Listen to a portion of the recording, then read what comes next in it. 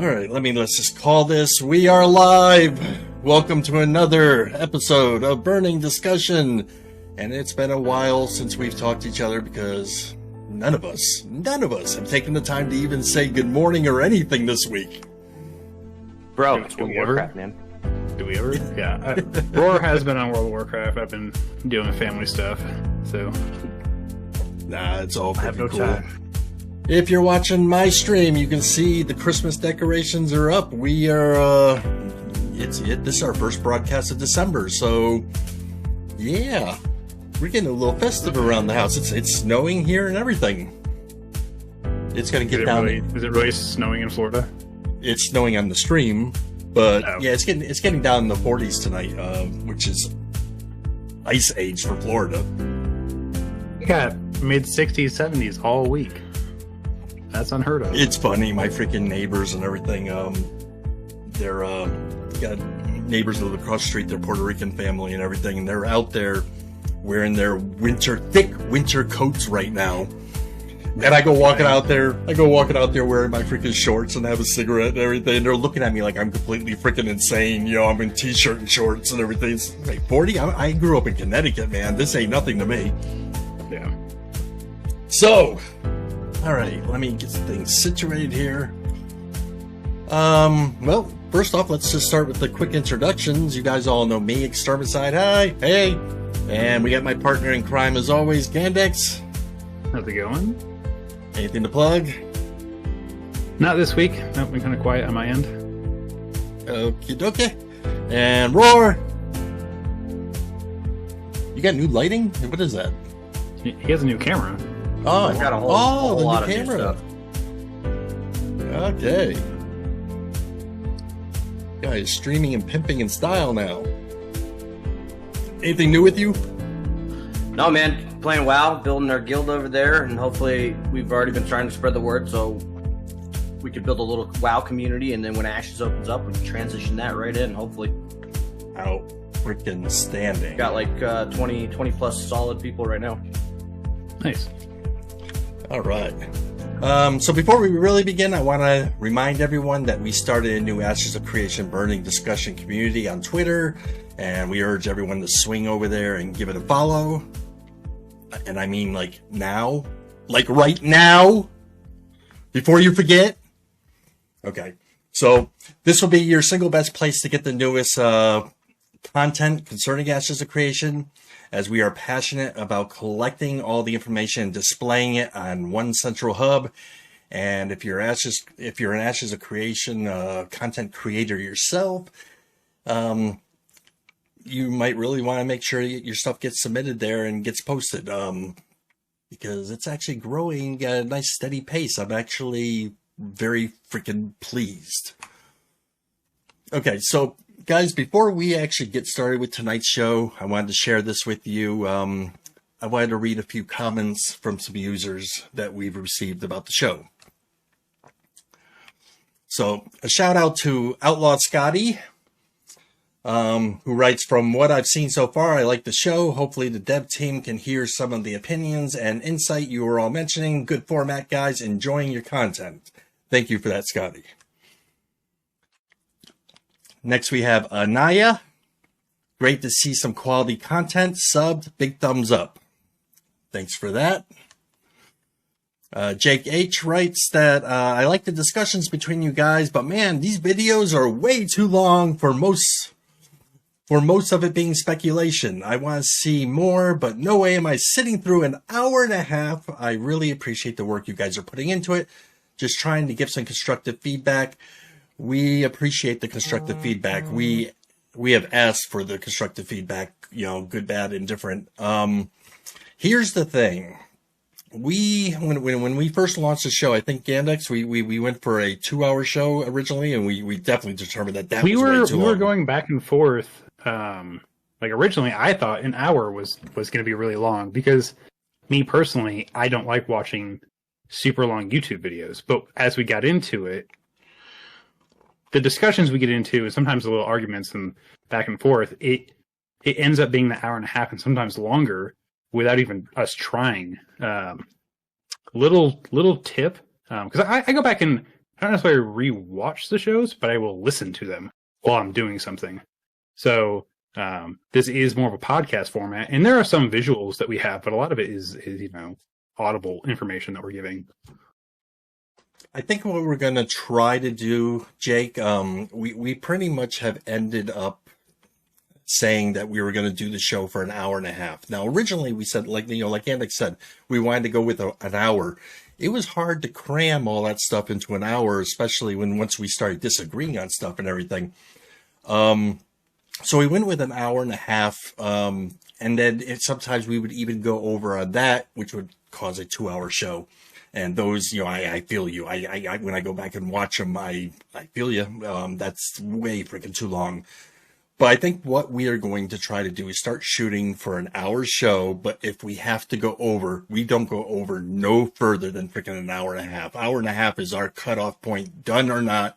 That's it. That would be the absolute freaking longest. But we shoot to try to eliminate all the BS in the show and stay on subject, and all three of us are guilty of that. We have to do much better at trying to stay on subject and not drifting away to some other subject. And then, making an hour and a half the absolute freaking longest, but shooting for that hour. So thank you for the constructive criticism, because, it really it actually made me start thinking, okay, this guy's just kind of verifying some of the thoughts that we've already had. So, yes. Yeah. So, and the last one we have here is Emad O.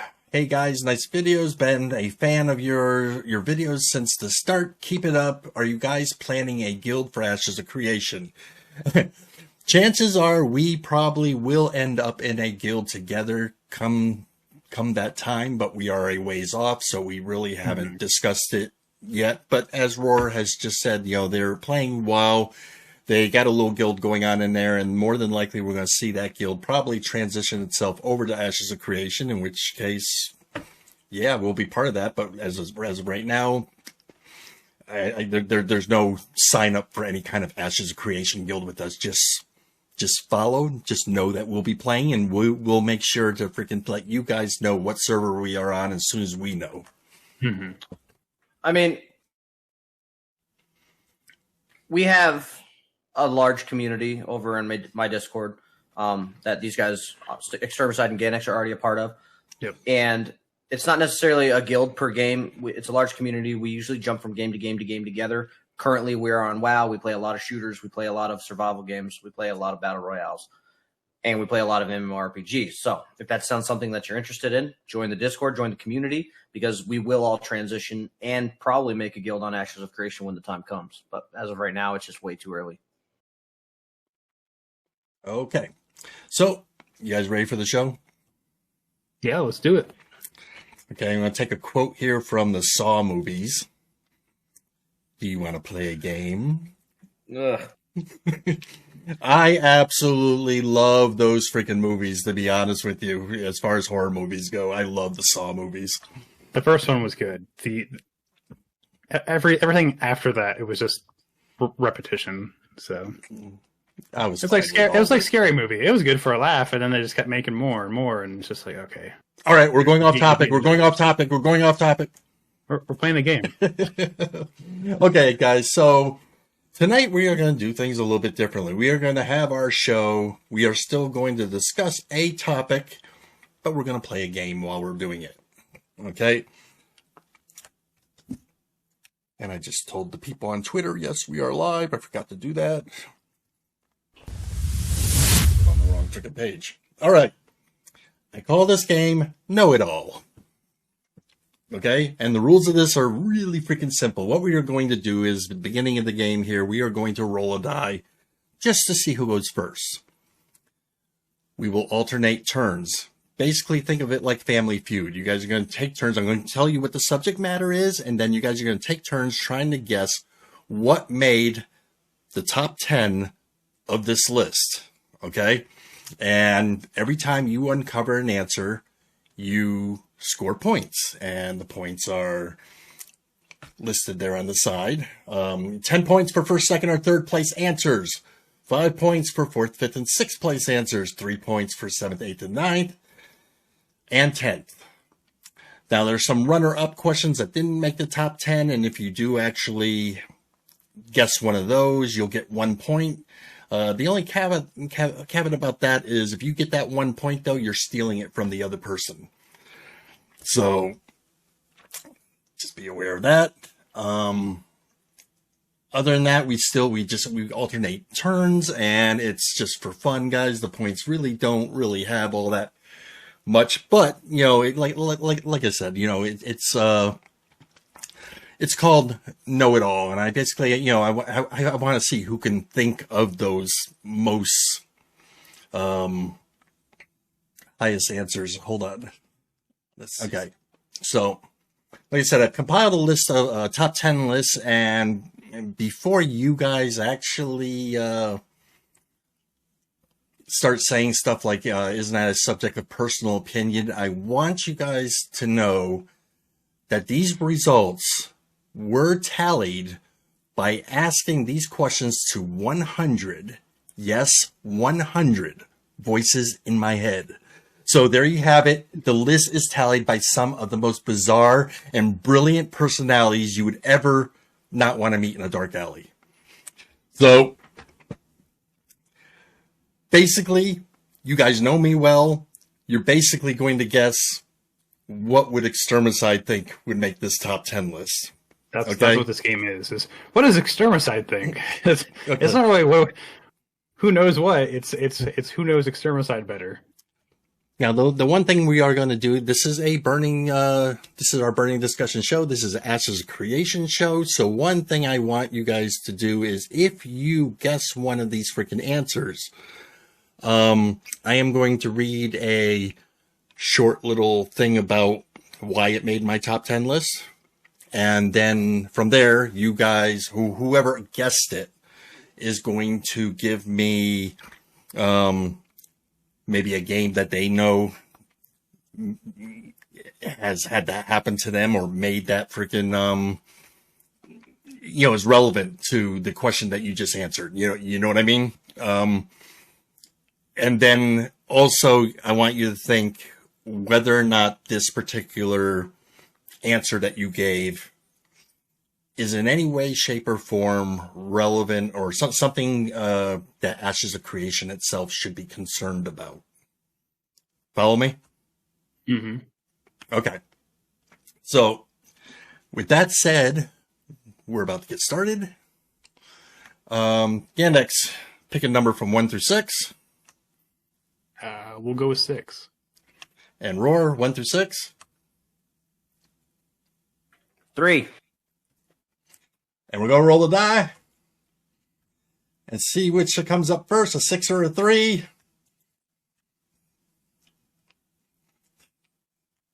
And there's a 6. Ghandex is going first. All right. You just do even odds, but okay, yeah. Axe. Okay.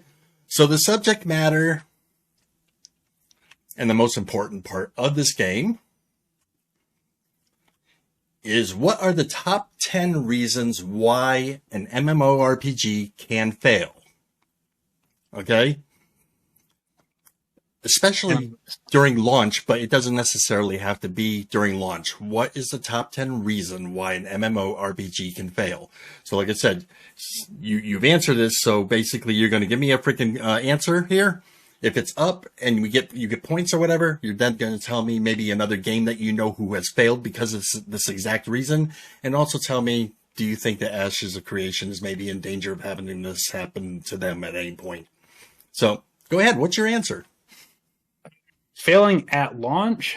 Not necessarily. Stability. Well, you said at launch. Okay, so if it's not specifically at launch, then I would say... You did say at launch. No, well, I said mostly at launch, but not limited to. Okay, right. So any reason they can freaking fail. Well, I'll stick with my original answer, which is server stability. If the servers aren't stable and they don't support the people, then people aren't going to be able to play, aren't going to want to play, they're going to have issues, they're going to leave. So, do I think Ashes is going to have a problem with this?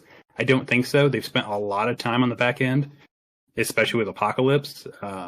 Hopefully, most of the kinks are worked out. Obviously, I still expect there to be some kinks, but we'll see. Okay, well, you just scored 10 points because that was my number one answer. Poor launch experience. First impressions are everything. Laggy servers, bugs, exploits, and hackers on day one. No one likes these things, and especially when those hackers go unpunished. But a poor launch it was the number one answer, so good job there. Roar, it's your turn. I feel like I got the short end of that stick. Reason they fail? Streamers. Streamers. Biggest streamer in the world, streaming it for 100,000 people, says he hates it, the game's trash. Everybody's going to agree with him and move on.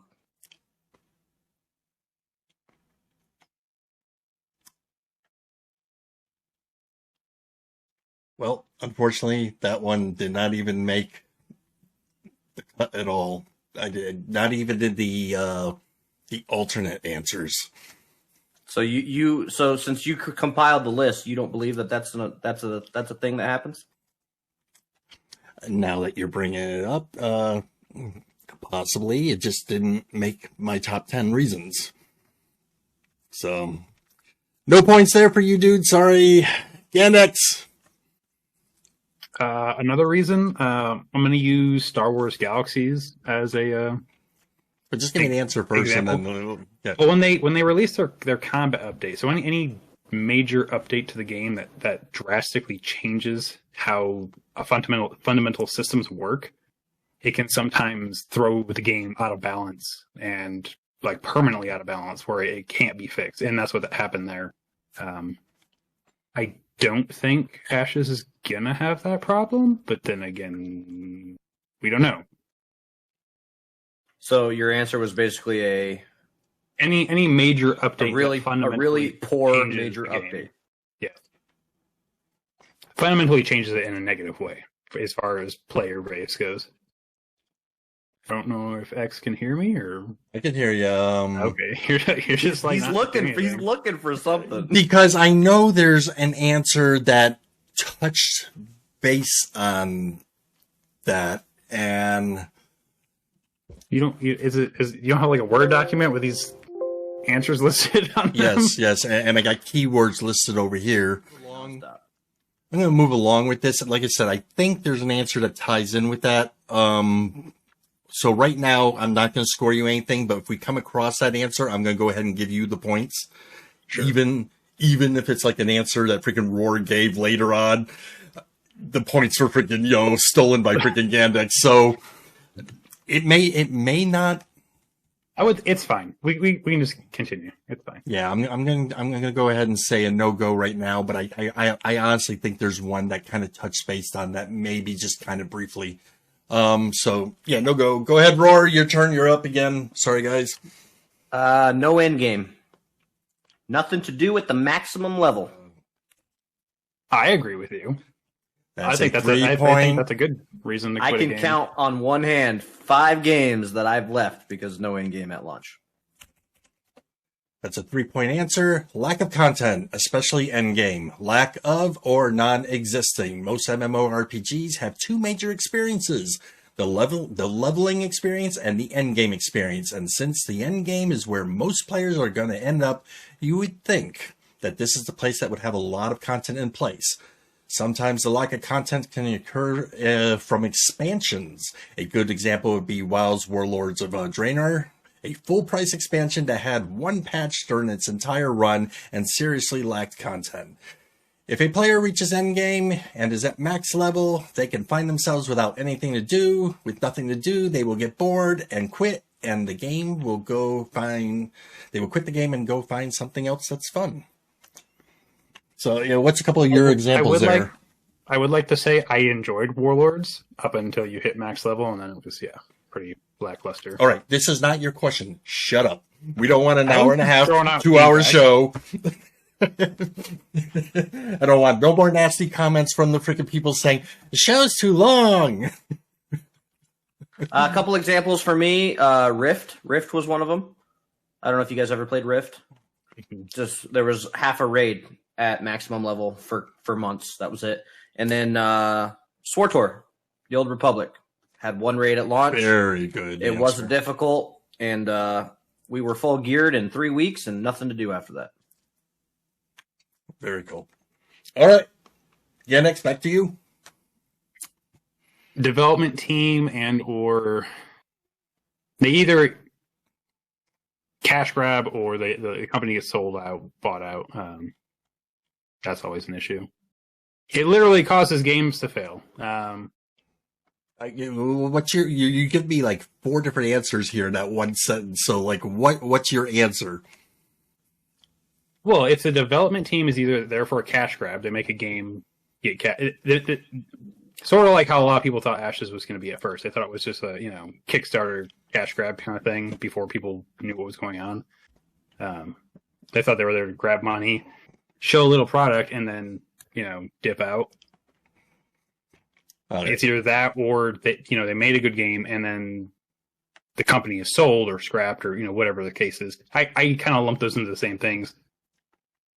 Okay, so the closest thing I have to an answer would be something that didn't make our top 10, but I do have as alternate answers, which is free to play and pay to win. Okay, so welcome to unfair cash shops. The model here is not to have a box cost and to rely on making money through the cash shop. The problem with these types of games will attempt to add an inconvenience to the player, trying to nudge them to the cash shop to purchase whatever to make that inconvenience go away. This can be something as simple as buying an inventory bag space. Hell, Star Wars The Old Republic sold hiding your player helmet for $5 per character. Really? Oftentimes, these kind of models will end up selling an item that gives the player an unfair advantage in game, and once the game becomes pay to win, it's pretty much downhill for the game from there. So, do you have any games that you actually? It's not the same. I do.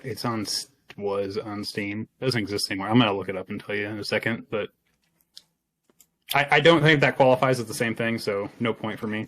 The closest thing you kept saying was the cash shops, and that's. I didn't say cash shop. I said cash grab. Wow. So like when Apocalypse for Ashes came out, people thought like, oh, well, we were gonna get an MMO. What the hell is this battle royale piece of crap? And they thought it was, There was a lot of heat from the community at that point in time, but well, to me that's the closest thing to your perfect freaking example answer. of a cash grab would be Atlas. Advertised an amazing game, and we got a pile of crap. Yeah. So since that was a 1-pointer from the alternative list, you got 1 point, but you steal it from Roar.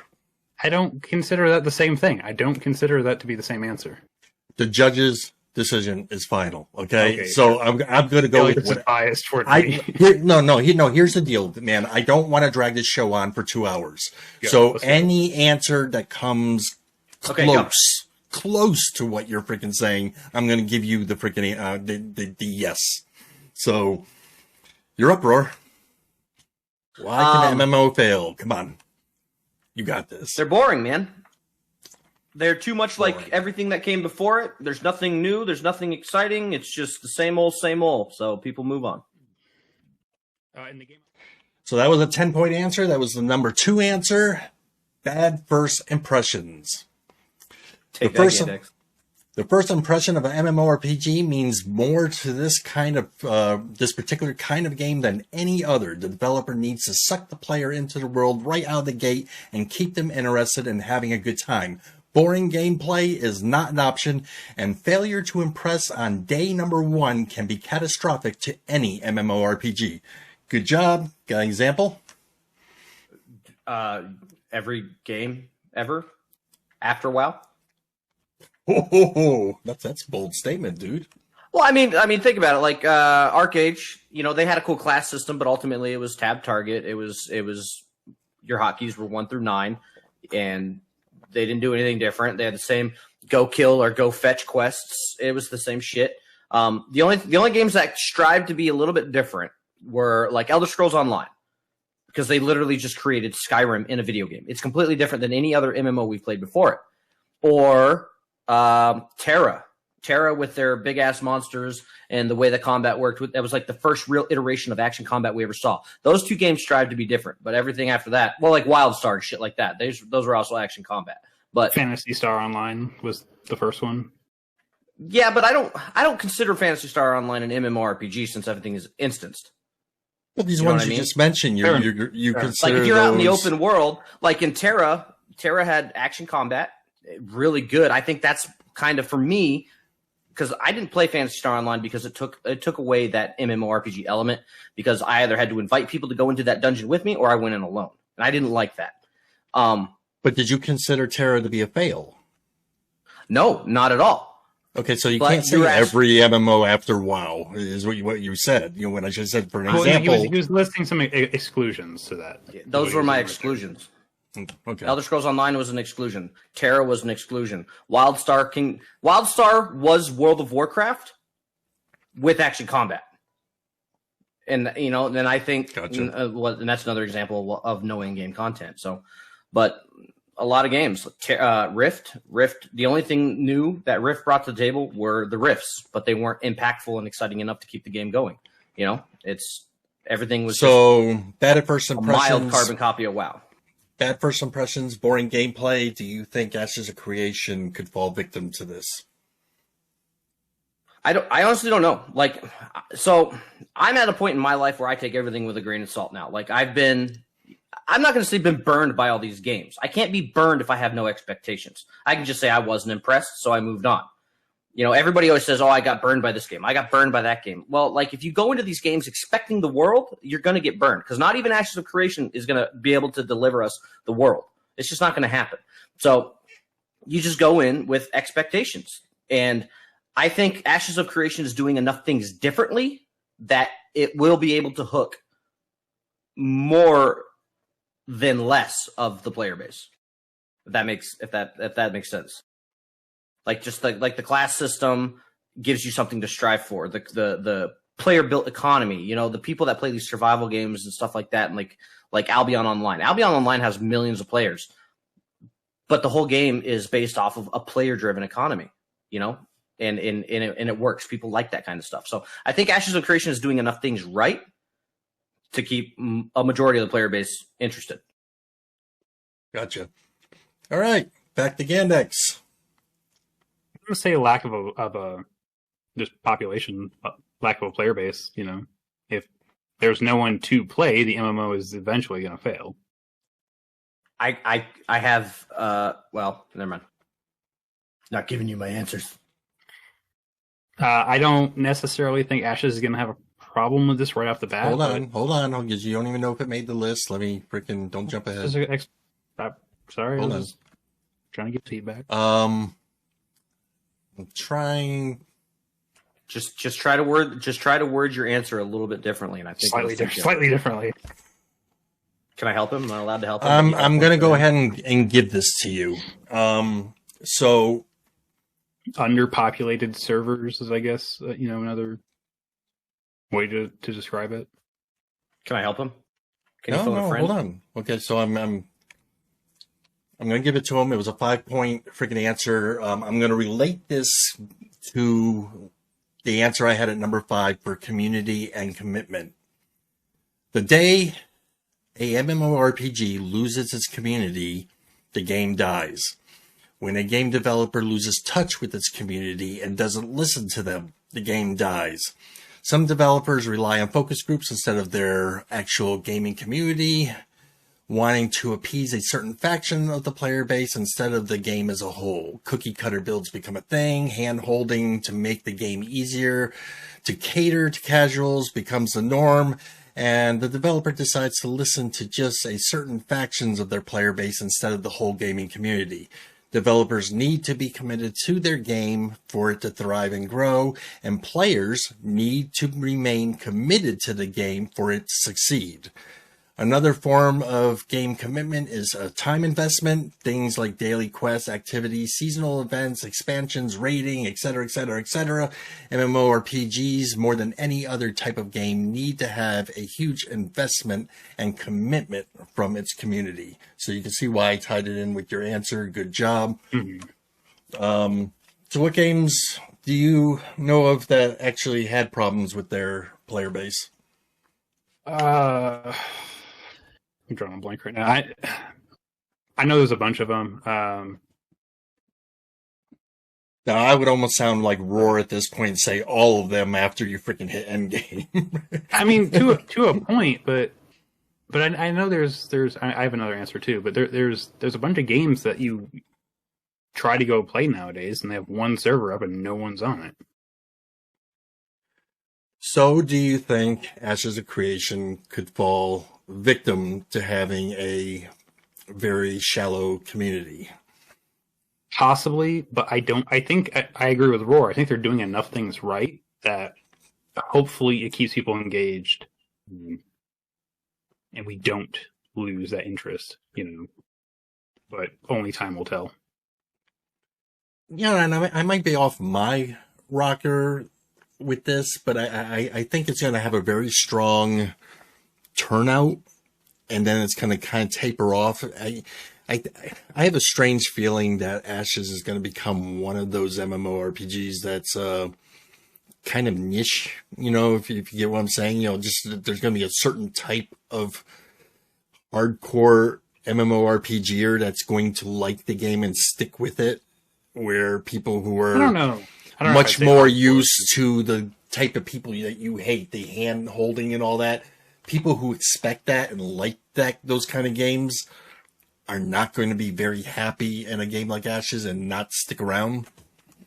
I think it's going to be a happy medium because I think the hardcore gamers play stuff like Eve.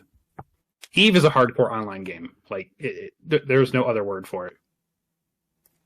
You have a multi-million-dollar ship and it's gone. It's gone. That game is still going strong too, isn't it? It is. It is. That's impressive, actually. All right, let's keep this going. Roar? I think the reason MMO RPGs specifically failed today is because of the generation. Today's gamers want instant gratification. They want to see cool headshots and shit like that, and they don't want to have to sit down and commit and grind. And I think the older generation of gamers like ourselves, we were more into that stuff because that's what online gaming kind of started with, so we kind of grew up with it. And today I think it's a little bit different. They're just not quite as interested. Okay, so I see what you're saying, and that did not make my list. However, at this point, Extermicide, I'm going to be really interested to see what made your list. Okay, so but however, that what you did say was the generation gap, the way players are today. So I am going to give you a 1-point answer for my alternative list. The answer being the popularity of mobile games. And the reason I'm going to give you that one is the mobile games are on fire these days. It's a generation thing. And that's actually very unfortunate for those of us who are PC gamers or even the console gamers. Remember that every investor of a game company wants to make their money back with a profit. It's easy to see the appeal of mobile games from an investment standpoint, which is the safer gamble for your money. Investing in a PC MMORPG that will cost $90 million to create, or invest in creating a game like Candy Crush that only costs $10 million to create. The generation gap thing, is because, today's, we're operating on, everybody's got their freaking phones 2 inches in front of them. So that's why I'm going to go ahead and give you the 1 point stolen from Ghandex, but you go ahead and elaborate on this.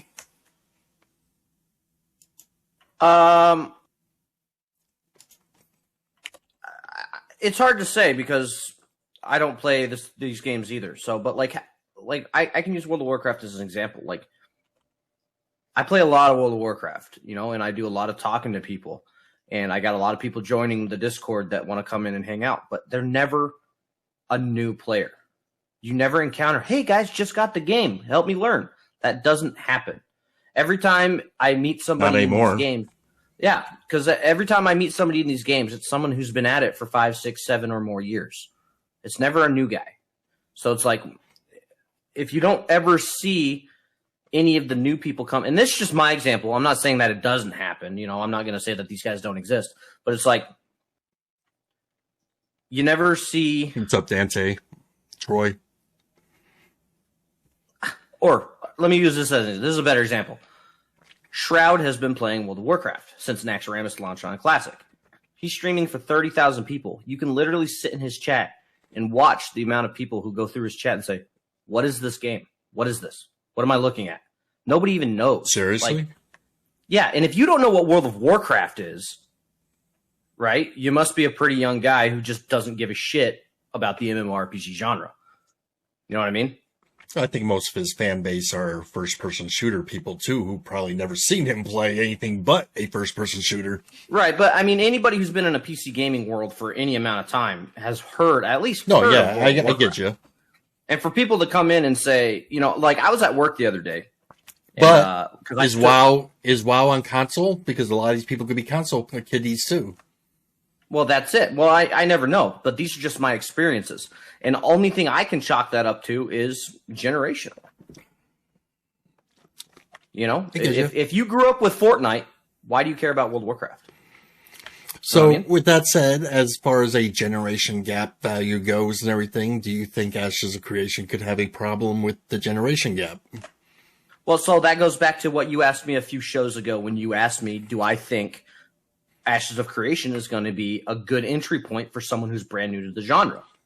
And I do and I don't. My answer is the same. I don't think it's going to be a good entry point because it is going to be a little more hardcore. It's going to be a little more grindy, and it's going to be a little more I don't think user friendly because people are going to have to really dig in to learn what they need to do. But at the same time, I think any game today is a good entry point because of people like us who are out here providing the answers. You know, there's only a small percentage of people that try to figure things out on their own anymore. You know what I mean? Isn't that the first thing you do how do I do this quest? What's the first thing you do? YouTube, right? Yeah. Okay. Yep. No, good response, man. All right, Ghandex, back to you. Barrier to entry, whether it be monetary wise. Ashes doesn't have a box cost, so Ashes is going to be you pay your subscription fee, you get to try it. If you don't like it, then that's all you're out. So it's no big deal. But a lot of games, you know, you got to pay, you know, 50, 60. Now, apparently, games are going to be costing $70. So barrier to entry could be a big thing monetarily. And if it's not monetarily, it could be something like EVE Online that's been going strong, and people aren't going to want to play it now because you go in there as a new, you have nothing, you know, no. You're not going to make it anyway. So. Okay, so. And just so we stay clear on everything, Ghandex, just give me your simple 1 or 2 word answer. Okay, and then let me go ahead and find it, read the description I have, and then get your description and everything. So what I have, this didn't make the top 10 list, but it did make the alternates, and it's simply cost. So unless you go the free-to-play route, the average cost of an MMORPG can be up to $60 for the actual game, followed by $15 a month charge on your credit card every month. After that, most of these MMORPGs will charge you an additional $30 every time there's a new expansion pack that comes out. This makes MMORPGs one of the most expensive types of games to play. But if we compare this to Ashes of Creation's price model, we find that Ashes of Creation will be getting you'll be getting a great deal. In Ashes of Creation, there is no box cost, and those new expansion packs that come out, they are free also. The only thing you will have to pay is the $15 a month service charge, which keeps the servers up and running and helps to finance the future of free content. It's a pretty sweet deal. Keep in mind that the investors who put in their money towards the creation of an MMORPG want to make their money back and then some. MMORPGs are very expensive to make. Back in the early 2000s, World of Warcraft cost a whopping $63 million to make. And let that sink into your brain for a minute, because that would be around $90 million today if you adjust it for inflation. Okay, It's freaking insane.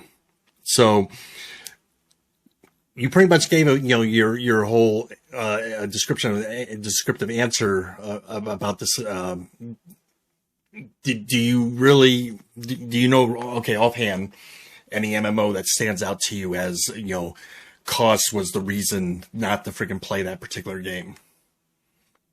If I didn't have a bunch of friends that wanted to play it, then yeah, there was a bunch. Okay. It took me a while to get into Star Wars Galaxies. Yeah, because WoW took a while to get into, just because it took a while to get friends interested in it, and so okay. That's so. With that said, do you think this is anything that Ashes has to worry about at all? With I don't their think price so. model. I don't think so. I think their price model is unique enough and more than fair enough to let people play the way they want to play. I think Steven said it best when he said that in one of the interviews that you hold the game to a certain level, and that's the cost of entry. If you don't like it, you don't pay next month's fee. That should be what drives the company to create a good game, is something that's going to be good enough that people want to keep playing and keep paying. And if they don't keep playing and keep paying, then and they move on, then you need to freaking analyze what you guys are doing wrong. And I think that that's the route Ashes is going with. I think it's the right route. I think a lot of companies are going to have to learn by example here if they pull this off as being very successful with this. Yeah, I think so. I haven't seen another MMO that it has no box costs, so we'll see. Oh, you're right. But he may be setting the bar to a new level where in the future games changing that come out have to have exactly, and that wouldn't necessarily that's actually a really good thing in this point, in this case. So yeah, good job. You stole 1 point from Roar. Roy, you're up. Maybe the opposite of my one of my previous answers, where there was no in-game content. Maybe the beginner content just not engaging. You log in, the UI is clunky. You go to do your first quest, and the combat feels sluggish and just not fun. It made the top 10.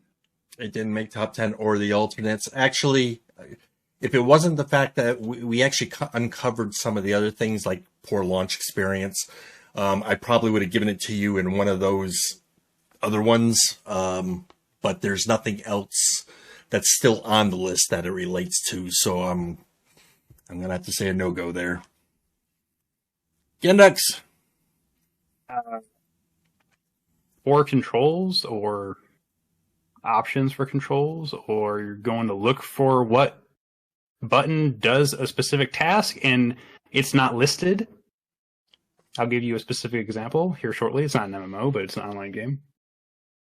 Maybe where I kind of could give it to you, but I'm actually thinking it's really, really not the same. That's fine. I'll give you my example anyway. I don't know if anyone has played Scum. It's on Steam, early access game. It is a human survival simulator, is the way they describe it. Which is actually, if you actually look at the game, it has a lot of detailed information. One of those is that you have a colon and a bladder meter about how when you need to poop and pee. In the options, it doesn't tell you. Sounds like a shitty game. Or it doesn't tell you how to poop or pee. It was no, it's actually a really cool game. It's very difficult though. So if you like a hard game, if you like a Dark Souls mixed with art kind of thing, there you go. All right, Roar, you're up again. Let's do this too. Roar didn't make the list. Ghandex didn't make the list. Now, if Roar doesn't make the list again, and then Ghandex doesn't make the list again, at that point, we're just going to end. Well, we're pushing game. the hour point here, so we're getting close. Yeah. Go ahead, I think Ghandex. after a couple more failures, you should just give us the answers, and then we can talk about them. That's fine. And that's what I'm going to say. Is like you guys and both you guys have both missed. We'll call it a draw. You guys have both missed it. If you both miss it again, then we're just going to go straight to freaking me giving you the answers. But go ahead. Try to guess. I'm running out of answers here. There's one that I'm actually surprised you have not said yet because you say it in almost every freaking show. PvP? Because we talk about that quite a bit. No. Just think for a second why an MMO could fail. I have no idea, man. I'm out of answers. All right. Are you just going to forfeit your turn here? I mean, he did say PvP, but... Well, I mean... He's not on the list at all, no. That PvP is hard to break it up into an answer. It's, false advertisement, I guess. They tell us the game's going to be this, it launches, and it's that. Or they tell us the game's going to be that, they launches, and it's this. That's what I'm saying. False advertisements. Like, a good example, Ashes of Creation. All these crazy amounts of features that they're telling us. And Steven says multiple times now, the game will launch with all these systems in place. Cool. We know what we're getting. What if the game launches and the whole node system isn't active because it wasn't ready yet? Just an example. I'm not saying it will before you guys jump in. Just a what if. By the way, this is going to be launched 2 months later because we just weren't ready for our launch date. And normally, like I said, I would give that to you, except I would classify it as going back to the lack of content, which we already answered. So I'm going to have to rule a no-go there. Ghandex, one more time to keep this freaking game alive. Get a correct answer. Not answers. I don't know. The what? Bad customer support. Bad customer support.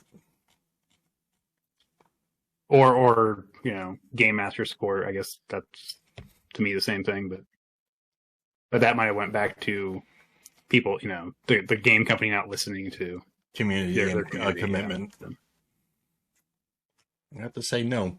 Okay, but so I want to touch base on Roar's thing real quick. The whole expectations thing. I hate it when I see a gameplay trailer on YouTube and it's a cinematic trailer and they label it as a gameplay trailer and you're like, oh, that game looks dope as... Oh, no, it's not. It's a game shit. Oh, I love a good cinematic, but when they actually put that text there, freaking saying, actual gameplay or whatever, I am not for that. It pisses me off more than anything when you damn well know that that's not freaking gameplay footage. Yep. I'm gonna, after this, because I don't want to play it for you guys on stream. I mean, you guys can do with it what you want, but I'm gonna link you a video to that Atlas game I was talking about earlier. About I've seen Atlas. I don't want to see any more of it. No. Have you seen the trailer versus the launch reaction trailer? Yeah, I don't think I've seen that, but where the guy's like playing the flute in the background, and it's just like, this is what we expected. This is what we got, dude. It's just a funny little 3 minute. It's hilarious. I'm gonna send it to you anyways. I bought that game through Steam, and when it came out, if you remember that day once, those freaking servers were just total trash, and I couldn't get my character to stop rubber banding all over the freaking place, and I spent like 3 hours just trying to log in to be able to freaking play, and then I said, you know what, this game's freaking unplayable. So I tried to get a freaking refund from Steam, and Steam says, nope, you played it for more than an hour and a half, and we don't give refunds after that. It's like, it took me 3 hours just to be able to freaking log in. It wasn't that I actually played. So, yeah, I'm very careful about freaking... I'm not a fan of ordering games from Steam anymore, to be honest with you. Okay, so I am now going to go... Yeah, I'm going to go through the ones that did make the list. Now, this is the one, number 3, is the one that I thought Roar would have got. I honestly thought you would have freaking said this, Roar. Failed hype. Overhyped and underdelivered. All aboard the hype train. This is something that kind of affects all type of games, but with MMORPGs in particular, the developer needs that player to stay around and play the game so that they make their monthly earnings and sell stuff in their cash shops. There's nothing wrong with people being hyped for a new game, but building that hype up to an unrealistic expectation in your mind might bring disappointment when you see the final product, and it's nowhere near what you thought it was going to be like. Some developers rely on being fully transparent to allow everything in the development phase to be seen by the player base, but this is risky, and could lead to people being turned off by the game very early on, as they are viewing pre-alpha and alpha footage, and their tiny brains won't let them believe that the final product of this is actually going to look a lot better than what they're actually seeing. So I mean, when I kind of said false advertisement, that kind of goes under the hype thing, I think. Well, I was going to say, like, when you said, expectations, when you're expecting this and this, that I think is the same. So I should have got answer. like 18 points. From okay, that, I think. Well, you know what? If you're both, because Ghandex has freaking agreed with you. So I agree. I'm a fair man. Well, then, if we give it, Roar just won the fucking game. So That's fine. That's fine. Roar is the know-it-all. Now, we didn't tell you, Ghandex, but the prize was your alpha access. So hand over the code. I don't even have the code, dude. Like, I'm still waiting on email. Send over your code. It was a pleasure. Loser has to take their shirt off. Oh man, that's all of us getting banned off Twitch for showing nipple. Yeah. For real. Oh, is it really? You can't. So can be shirtless. No. So let me ask you. With the whole thing, number one, with this, we know that Ashes is getting hyped like crazy, and that this is why I really thought that you would have gotten this one, Roar, because you've commented on it a few times.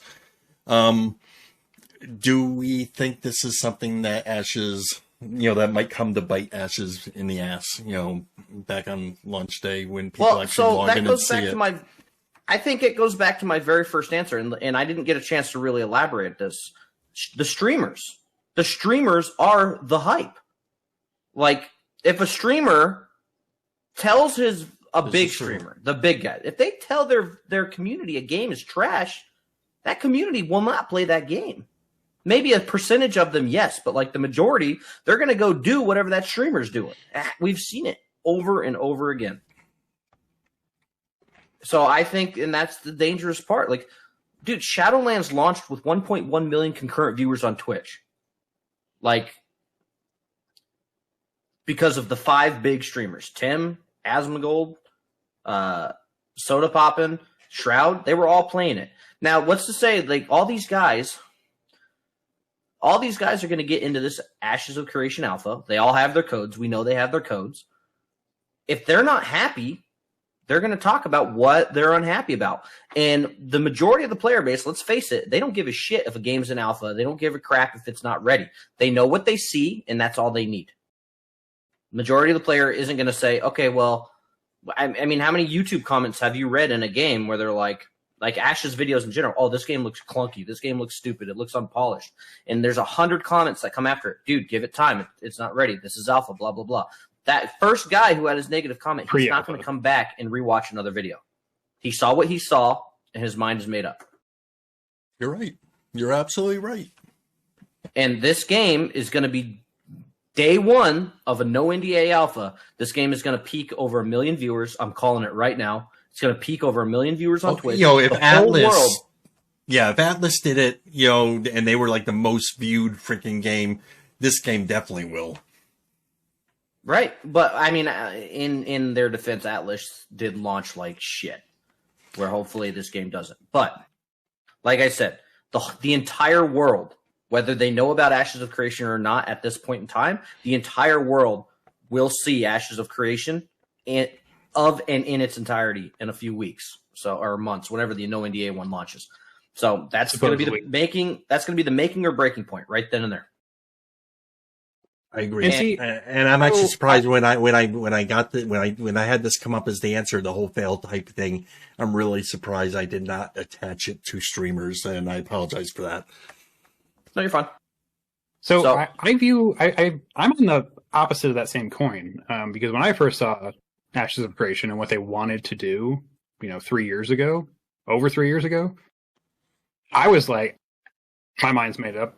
I'm jumping on this bandwagon. See, and that's that right there. What you just said surprises the crap out of me.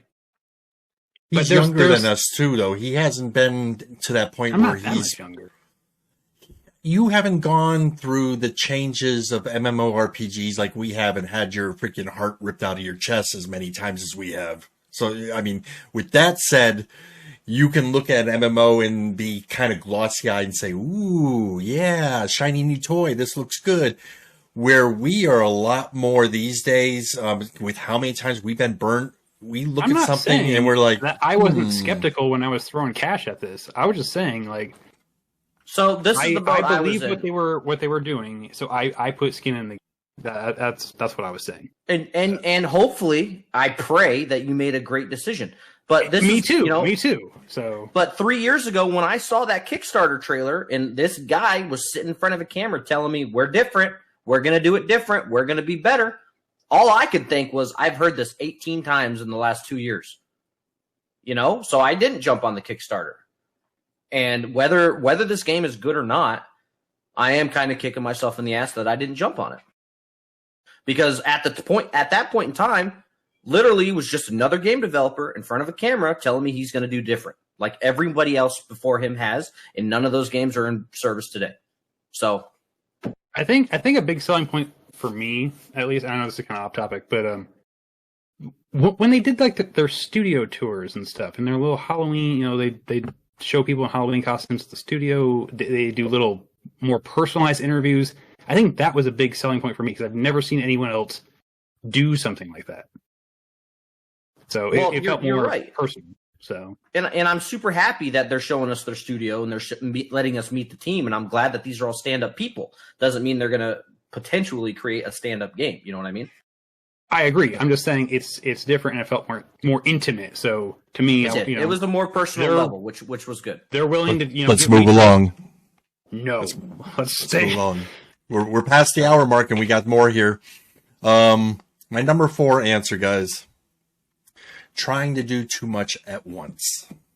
That's like the exact example of actual creation. There's a lot going on. Here's two MMOs that failed tremendously upon launch: Gods of Heroes, Rome Rising, and Star Trek Online. Why did they both fail? Well, they were both made by Perpetual Entertainment, who created both games at the same time, and the result was they were both incomplete on release. Secret World is a good example of an MMORPG that wanted to be innovative and become its own success without copying what had been done before them. But in the long run, the game failed because it was too ambitious. They added too much new stuff to the mix. So you got 2 different examples there. I felt Secret World was really good up until they changed it to whatever version it is now. New Secret World, whatever, Unleashed or Ultimate. Secret World became kind of a niche, though, you know, for a certain type of player because but you I know think that falls into an example, right? But like you're right, it came out trying to be innovative, and the typical MMO player didn't want that, so they moved on back or went back. But it had a solid, albeit small, it had a solid player base for a really long time because those are the players that wanted that. And Secret World, I think, gave birth to the online survival games we have today, like Scum and DayZ and Rust. So because it had that kind of, I mean, it did have skill progression and stuff, not like these other games have, but it did have that wander around and gather shit and pick up shit and hoard stuff and you know, fight and defend yourself. So with those 2 examples there, the not doing enough and then doing too much, do we feel that Ashes of Creation might become and be entering a territory where it may hinder them in a kind of way? You can't talk me out of the idea that it's not. I wholeheartily believe it is taking on way too much, but I actually have faith that they're going to pull it off. I do. But I think it's a lot. But see, that's the thing. I am overwhelmed for them. And if they're doing too much, like you just said, that's the same thing that caused Secret World to actually fail. But I honestly believe that MMORPG players back when Secret World was launched were not ready for that drastic of a freaking change. I think now if Secret World was released now, I think it would have stood a much better freaking chance of being a very successful game. Let's just put it that way. I think right now MMORPGers want something different. They're hungry for something different, but familiar. You know, they you know, it's got to feel like an MMO, but they don't want it to be the same cookie cutter MMO that we've been getting for freaking years. So Ashes is being very ambitious with the amount of things that are going to be interacting with each other. But for me, I like that because I like the complexity. So while, yes, I do agree that in comparison to a lot of other games, there's a lot going on. I don't think it's beyond reason. And I like that. I like the fact that there's going to be a lot going on. You're right. I don't think it's beyond reason, but it's definitely way more than any of us MMORPG gamers have seen at the launch of a game before. But that's not a bad thing. Look at how quickly gamers devour content. If it launched with, look at Classic WoW. Classic WoW 15 years ago took us months, weeks to get in game, right? It took us 7-8 hours to complete Molten Core. And that's when we knew the fights. That wasn't even during progression.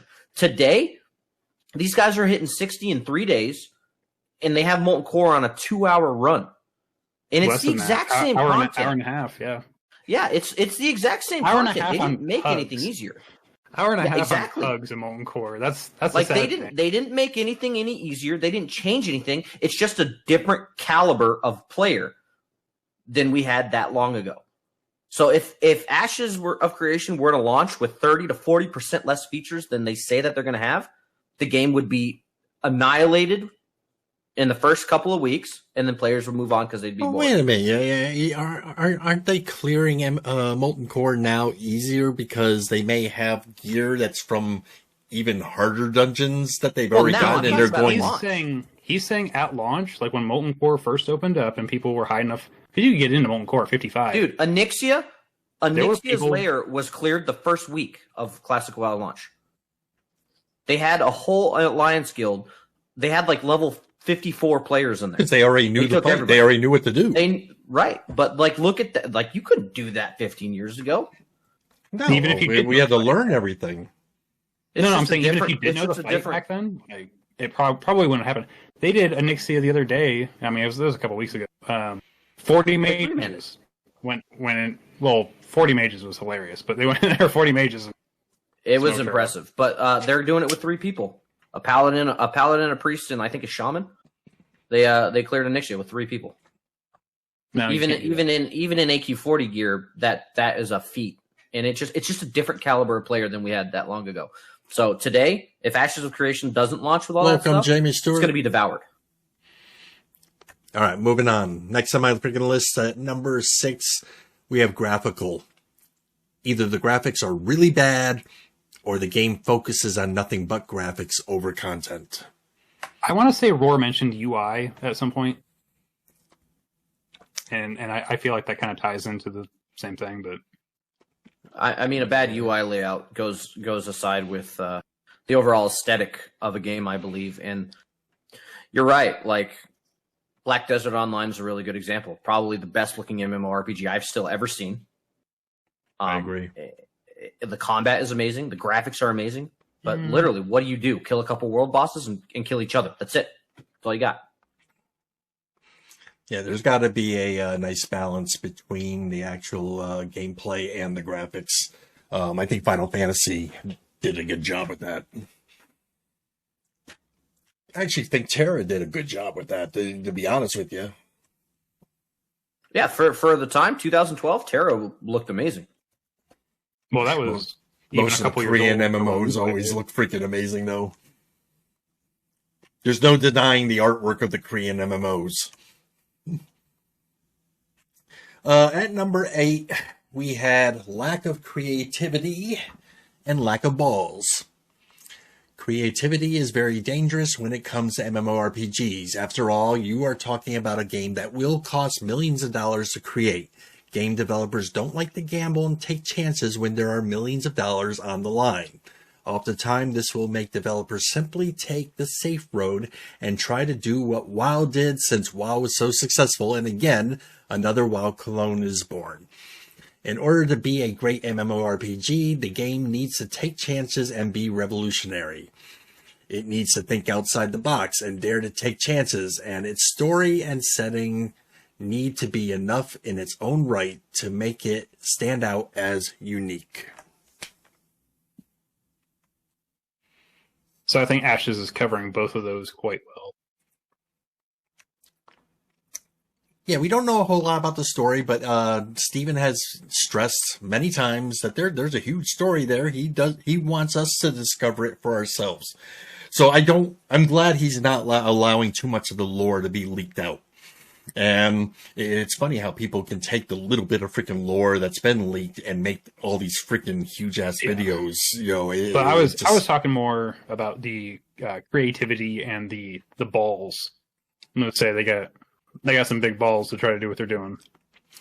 And again, this goes with him not having to deal with investors who are, you know, he's gambling with the investors' money. He's gambling with his own money. You know, he's basically developing the game that he wants to play. If he ends up being out that money, I don't think it's really going to bite his ass all that hard, you know. But if he's invested $30 million up front for the game so far, that tells me that if a modern day MMO would cost around $90 million with inflation and everything, that still tells me he's going to have some investors bringing some more money into the project. He will be very picky though on who he decides to work with, because his goal is going, I believe, I could be completely wrong, but I believe his goal is to retain all creative control over the game. So yeah, if you want to freaking invest and, you know, hopefully make some money off this, yes, but I, you know, realize I'm the final verdict here. I'm the guy who's going to be calling the shots and saying, you know, yes or no to everyone's freaking ideas. You know, I'm the final word. And as long as he holds his guns with that, which I think he's going to, I think the game is going to do very well, and as far as creativity and balls. Yeah. Number 9 on the list, lack of danger. Ever play an MMORPG where out of the gate, you're killing everything very easily, and you think to yourself, no problem, it's just the starter zone, but then you come to the realization that the whole leveling process has been nothing but easy? Yeah. It sucks. The flip side of that is a game that allows you to get owned by monsters or other players, but gives you no penalty for dying. So yeah, no danger. That made my freaking list. I've had a couple different MMOs that I just felt like, you know, what is this? This was designed for a freaking 10-year-old, I think, because, you know, you just don't die in this. I think that could also connect back to hand holding, but a little bit. Well, I mean, it's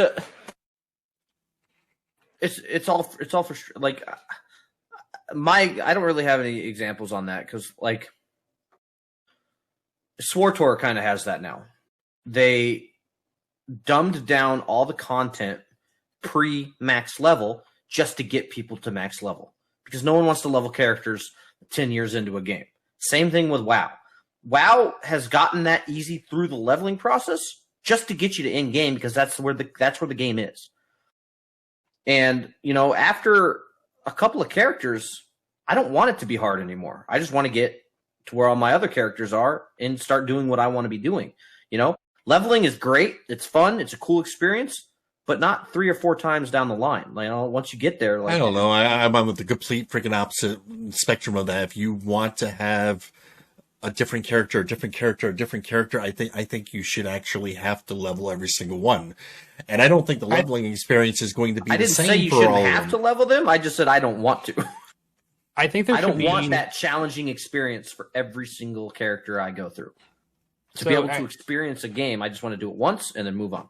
I guess it depends on the game and how old it's been. But WoW is a good example. You should literally kind of like back in the day for a Death Knight, you had to have a character 50 or 55 in order to create a Death Knight. That started at level 55, you know. When you make a new character after you already have a max character, or let's say you have to have 2 max characters, it should give you an option. Do you want to level this normally, or do you want to skip till, 10 levels before max, or whatever it is? Just that's kind of, I don't know. Yeah, well, it's kind of interesting. I don't know how I feel about it, honestly. But like, I can use EverQuest as an example. Let's go old school with it, right? What do you guys know? Tell me what your experience is with a death penalty in an MMORPG. When I say death penalty, what is an experience you've had? XP loss, sometimes a monetary loss. You lose. Obviously, the hassle of sometimes having to run back to your corpse. And sometimes you don't even get to run back to your corpse. You have to res wherever, at the shrine or church, wherever the hell you res. And you have to walk. You have to slog through all these mobs you already killed, but they respawn, so you gotta go kill them all. X? Yeah, same. Die, take an XP loss, res at the graveyard, hope there's not a freaking guy camping the fucking graveyard. And then corpse run back to your shit. So EverQuest had one of the most brutal death penalty systems I've ever encountered. And if you died, you lost a significant amount of XP, and you had to go back as a naked guy, find your body, and get all your loot back. And if you another show in itself. Oh my god! And if you couldn't go get your body back, you did not get your gear, right? And there were no maps. You didn't know where you died, because if you pulled a bunch of mobs and you knew you were probably going to die, your first instinct was to run, because EverQuest had no aggro reset. They would follow you until you zoned out of that area. There were zone walls between zones, but if you aggroed something, it would chase you until you left. I don't know what that means. Shorten it up. But anyways, if you died, you would lose levels. You would lose your body. You would lose your gear. And it was challenging. So when I forgot my first character to max level, I played it, I geared it, it was great. But eventually you want something else. And in EverQuest, it took a really long time to get to in-game. So the second time you're experiencing a new character, it's just as fun. By the time you get to the third time, I don't want to go through that shit anymore. So I'd just rather not level a character. I'm too burnt out on leveling a character through that grueling process, but my other 2 characters are so geared, I have nothing to do. So what do? I find a new game. Gotcha. All right, moving on, number 10. And I'm actually really, really surprised that this one made my list, because I'm actually the freaking the one that gripes about it the most as far as Ashes of Creation goes. Community. Traveling is too easy. You can take the best MMORPG around and give it the largest, most beautiful world around, but when you make traveling from one side of the world to the other a very simple chore, that huge world becomes tiny very quickly. And there's many games where I've felt like that. And even WoW, I kind of think the traveling is just way freaking too easy. But then you got the flip side of that coin that, with Ashes, I'm thinking with Ashes, it sounds like it's going to be fucking almost... I want it to be old school. Like, you guys remember Morrowind? That shit was so awesome. That map wasn't even that big, but it felt fucking massive because there was only, 5, 6 fast travel points? I'm going to go down south to that moon sugar plantation. See you in 40 minutes. Yeah, I want it to feel big, but I don't want it to feel so freaking big that it actually literally takes a couple of human days to freaking get to the other side of the map. I think so. I like to literally get to the other side of the map. I think it should take a long time. What's a long time? I don't know. An hour? No. More or less? No. I mean, I'm going to say minimum 8 hours. Minimum. Because I mean, when you make traveling that much of a freaking time sink, for lack of a better way of putting it, let's just call it a time sink, and then your guild is going to, let's say, it spawn, also, your guild leader types in chat, hey guys, let's go freaking run such and such dungeon. Well, we're all spread out through the freaking world. How fast can we all get there. It's going to have to be a plan where we say, guys, tomorrow at freaking 4 p.m., let's freaking meet up and freaking do this freaking dungeon. And, you know, hopefully by then everyone has their character over there in that area. But there's not going to be any of this. And then you log in and that dungeon's gone. Yeah.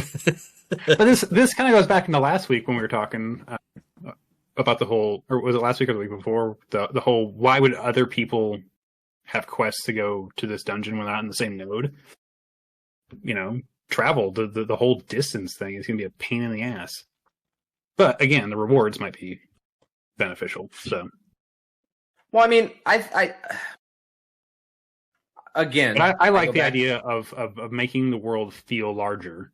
I mean, can you really do that though? Like, is it in current game development ability to make a map feel like you said 8 hours? Like, I don't know. I'm not a game developer. I don't know. Can you literally make a game take 8 hours to run from point A to point B? I mean, I'm sure you can. So Elder Scrolls has a stamina system. You're walking, or if you want to sprint, you can use your stamina bar. But your stamina bar in old school ones, it didn't recharge unless you stood still. Right. It didn't recharge while you're still moving. Newer games, it'll recharge while you still move. I'll use something like. Are we going to have a stamina system in Ashes? I don't know. I believe we'll so, see. Since you. But I don't think I would think so, since they be... said that there's going to be the rested XP. If you're gonna, if you need the experience, has nothing to do with stamina. If you're going to rest, usually that goes hand in hand with the stamina. They usually any game I've seen has one has the other also. But I'm going to use Breath of the Wild as an example. It has a ton of fast travel points once you unlock them. But if you don't use the fast travel points, it takes a good hour and a half, 2 hours to run, to not even run, to ride with a horse from, you know, one end of the map to the other side.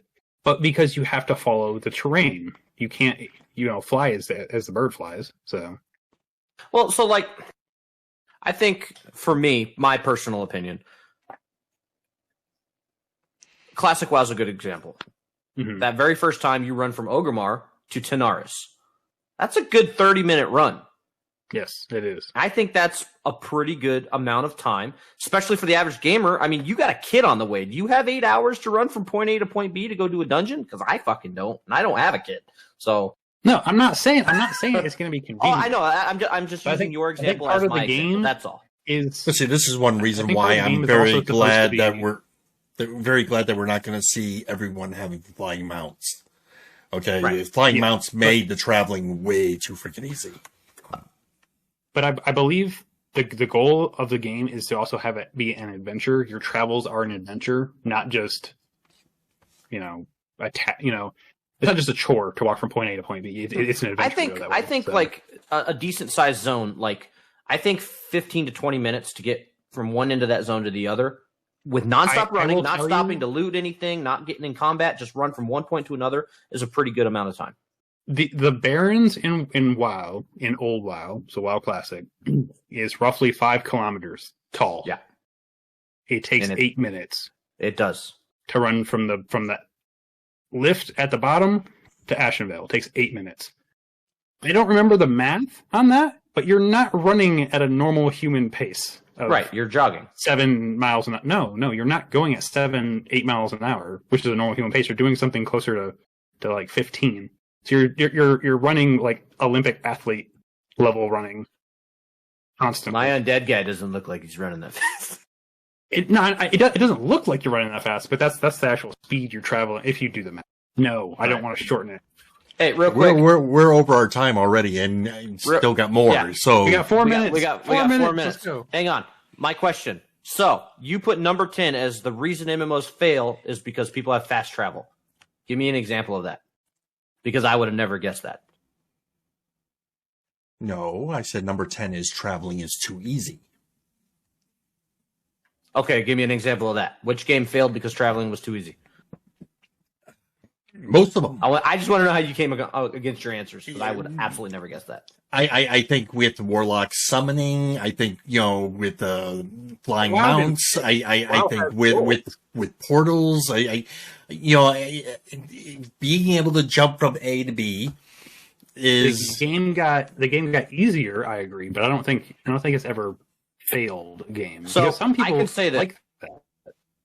I came from Dark Age of Camelot, Asheron's Call, and EverQuest. I played a little bit of EverQuest too, but my buddies wanted to play Classic WoW, so that's where we went. I liked my hardcore games, don't get me wrong. But the very first time I got summoned by a warlock, I thought that was the coolest fucking thing I'd ever seen. Oh, so I was a warlock that freaking summoned someone. So the first time I summoned someone, I thought it was the coolest thing in the world. You had to get 3 people together. You had to have this reagent. You had to do this little ritual. Boom, fast travel. I was like, you got to be kidding me. That is the coolest thing. But then every time we ran a dungeon, no one was making it to the freaking dungeon in time. And then it was my responsibility to freaking summon almost the entire freaking raid. That's your job. You're alive. That's right. the one thing you got to do. All right, next, moving on. Go. Yeah, that's starting to get freaking old real fast. You got 2 minutes. Well, that ain't happening. Okay. So we have our top 10 already there. The only thing we haven't covered is I have one other one that made it to my alternate list. It didn't make the top 10, but it's kind of like, to me, I think it's kind of like the most important one that made the list at all. And that being that one of the biggest reasons why MMORPGs fail is because of us, the consumers. And as much as it pains me to say this, part of the problem as to why the MMORPGs suck so bad is us. You, me, all of us, hear me out here. The developer of these games are in this for one reason, to make money. And all they have to do is make a clone, reskin a game, and that was already successful, and we, the players, are going to fork out our money regardless to play this new game, only to complain about it later. Who's really at fault here? Understand something. We are the gaming community. As the gaming community, we have 2 weapons at our disposal. One being our voice. It's our responsibility to be vocal during the alphas and the beta tests and tell these developers what is wrong with the game. And we need to do that loudly and clearly while being constructive. Don't just tell the developer, hey, this game sucks. That doesn't help them correct the problem at all. Tell them this game sucks because, and give a valid reason to help them understand the problems. The second weapon, and the most important weapon, is our wallets. If a game sucks, don't continue to lie to yourself thinking it's going to get better. Don't continue paying $15 a month for trash. Game developers need to come to the realization that we are finally sick of the trash that you're trying to shove down our throats. But as long as some dumbasses are stupid enough and idiotic enough to keep giving them money, then nothing is going to change for us, the player. And for the developer, most definitely nothing will change as long as they continue to see a payday. You're right. That's a fair point. Okay. So, that concludes my freaking list. Now, I do have like 2 bonus things here. I just want to see if any of you guys can guess this. This has this was actually going to be the tiebreaker questions if you guys actually ended up with a freaking tie. But can either one of you tell me who's the game developer, which company has had the most failed MMORPGs? Who was it? NCSoft. NCSoft. Bingo. Is it NCSoft? It's NCSoft. Because it's the only game company that has like, I got 30 MMOs under my belt. Or Okay. whatever, they have a whole bunch. But Here's the other question. What do you Biggest consider fail? failed, though? not good. Not making money, becoming pay to win. Because, I mean, like, NCSoft had, Getting Aeon, infested right? with hackers and bots and like, There's- Aeon there's- Online went for a really long time, many years, like, and it's no longer available. Do we consider that failed? it's no longer available. But I considered it, I thought it was a beautiful game for what it was when I played it. The thing I could not stand about Ion, I always pronounce it Ion, I think that's actually correct. there's Korean bots all over the place that were just spamming the freaking chat, and you could see them running around and harvesting everything, because a big part of that grind, with any Korean MMO is the whole freaking grinding, killing the mobs and harvesting the stuff. There's heavy grind on all freaking Korean games. And you could tell that almost everyone who was going around harvesting or killing mobs and everything were bots in that freaking game. It was just, they weren't even good bots. But the game is no longer operating, so yeah, I call that a freaking fail. John Hoffman, yes, we're live. What is your freaking question? Hold on, someone in chat's asking a question. I got a question. Is there? So since there's going to be servers for AOC and different characters, like, will there be a lot of servers? We have nothing. We know nothing about. We don't servers. know anything about servers yet. We don't know. We haven't even had the alpha launch yet, so we know absolutely freaking nothing at this point. And the game, you're still looking at another year and a half, maybe 2 years before the game actually gets released. So all we can do is speculate at this freaking point. All I can safely assume is that there will be a character limit. Don't know what it is, but the last thing I wanted to ask you guys is biggest failed game at launch. What was it? Biggest failed game at launch. Game or MMO? I believe it's an MMO. It's that game by with the spacesuits. You're in the robots. All right. I don't think neither one of you are going to get it because I think it's one of the reasons it failed is none of us actually played it. Apparently the biggest failed game at launch was Vanguard, Saga of Heroes, released in 2007. Oh, I played the shit out of Vanguard. Vanguard was cool. I like Vanguard. Released completely broken, created by the original minds behind EverQuest. Microsoft pulled all funding from this game causing it to release early and unfinished, and it has gone down in history as winning awards for being the most broken game ever released. Which is funny because there are Vanguard developers on the AOC team. So yeah, they said it looked pretty, but that's about it. It was missing so much content that it was just boring right out of the gate. There is, and I don't remember. I never played it. There is a Vanguard private server, I guess, that they're working on. Apparently, it's coming along half decent. So, but hopefully, it's not like every other, project that I follow. Like, but that's the scary thing, dude. It's like you say these are all failed MMORPGs, and they might be failed MMORPGs, but a lot of those failed MMORPGs developers are on this team. So this is true. A lot. But I mean, if funding is pulled before the game's done, it's going to fail. But you also got guys who are on the freaking successful side too. You have guys on the team who are from ex-Blizzard employees. You have guys from Planet side. So he's got a good mix of people who know what they're doing. It's just a matter. I don't think Roar is saying that there's dudes that develop Vanguard on this team is going to fail. I don't think he's saying that. I think he's just saying that there's dudes who worked on this really cool project working on this really cool project. No, and I'm not taking it as such either. Again, they said the reason that Vanguard failed is because Microsoft pulled the funding. I don't see Steven pulling the funding for anything. So it's going to be nice to see these guys complete a project in the vision that they want to see it completed, and we get to see the final result. I'm really excited in that aspect. See what happens in a couple of years. Yeah. Well, okay, we'll guys. see what happens in 11 days. Well, again, you're in the alpha, and you have a very important job to do, Ghandex. And like I said, I do.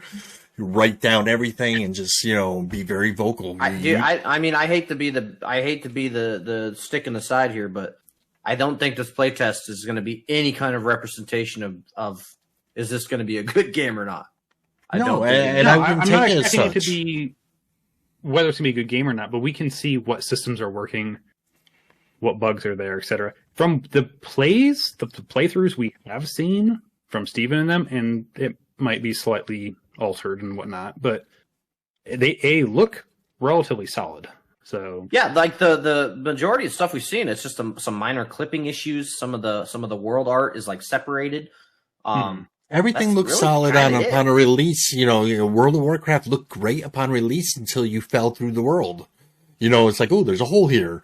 And, you know, you had to report that, you know, and they would get it patched up and everything. There's going to be a lot of shit like that in Ashes. Everything is starting to look like it's coming together. They haven't even begun to polish the graphics.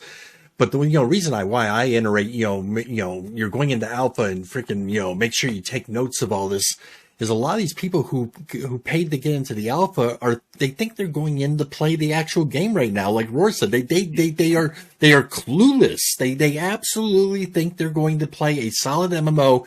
And it's those kind of people that piss me off the most, because they're going to be the ones who come out and make YouTube videos and freaking, post on forums and stuff saying, oh yeah, that freaking game sucked ass. You didn't even play the freaking game. You tested some core mechanics that they put in place that they wanted you to test. And then you're judging a game that hasn't come out, won't come out for another year and a half, and you're basing it on what you just freaking played in a couple days. Those people piss me off. I would like to try the crafting system, but I have a feeling that won't be implemented, and at least on this alpha test. So, I mean, if you haven't figured out, Ghandex, Aurora and I are both freaking very envious of you, and I would love. That's not my fault. No, and I get it, but I would love to be able to go in there. I wouldn't say envious, because I have a lot of other things I want to be doing, and waiting on a test. Like if we were at the point in time when we can play this game nonstop, that's when I'll be envious. Especially if it's decent. But I like being one of the persons who go in and find some of the things that I don't like and voice my opinion to the developers, hoping that by the time it does get released, I'm not going to see that, or I'm going to see exactly what I want. I like being part of that process. Don't give up on hope, man. They've hinted at many times that they might reopen alpha buy-ins. They've said it on their Twitter like 10 times. I can count on both hands. We have the content creator program is opening up at the beginning of the year, or at least we're going to get news on it at the beginning of the year. You're a content creator. You've already been reaching out to the developers. If you get into the content creator program, I assume that would come with a key. They give away all their holiday events and their charity events. They give away tons of keys. Start watching that shit. Join the raffles. Like, right. Just because you're not in for the first one, maybe two tests, doesn't mean you're not going to be in for the next one. Just do everything you can do to get a key. And I watched that damn charity stream for 24 hours. I feel like these first two tests are going to be pretty lackluster, too. So we'll see. Nobody's going to be streaming it. No one's going to be talking about it except Ghandex off stream, because I'm going to make him. Just kidding. Well, I mean, you don't have to make me. I'll share information with what I can. You can choose to answer them or not. That's true. All right, guys, we're over on time, so we're going to go ahead and end this. So in closing, they say history has a way of repeating itself, and oftentimes that which has become old will once again rise and become new again. We see this all the time every year with things like fads and maybe clothing or hairstyles. But gaming is a different beast altogether. Gamers have this thing that affects them called having a bad impression. And once a gamer gets that bad taste in their mouth, it's very hard to wash it out.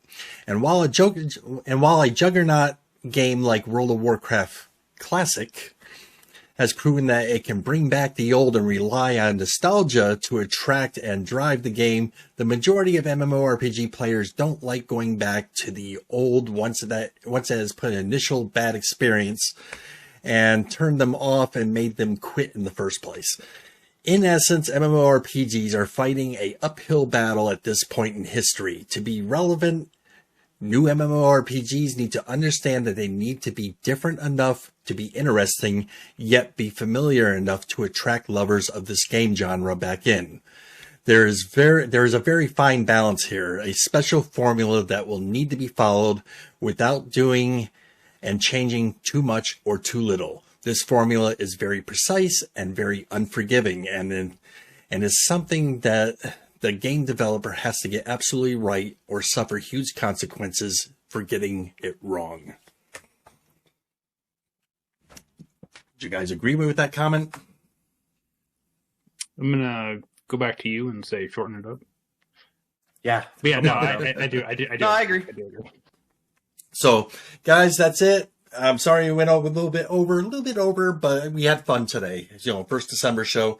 And I am letting you guys know, guys, please confirm this real quick right now. We're moving to Mondays, right? We are moving to Mondays, yes. So this is a Monday. We were actually going to broadcast yesterday. We had issues that caused us to freaking have to broadcast today. But Monday at 9 p.m. is going to be the new burning discussion time. So you're here tonight. Great. Same time next week. And we will catch you guys later. Cheers. Have a good night. Everybody have a good night.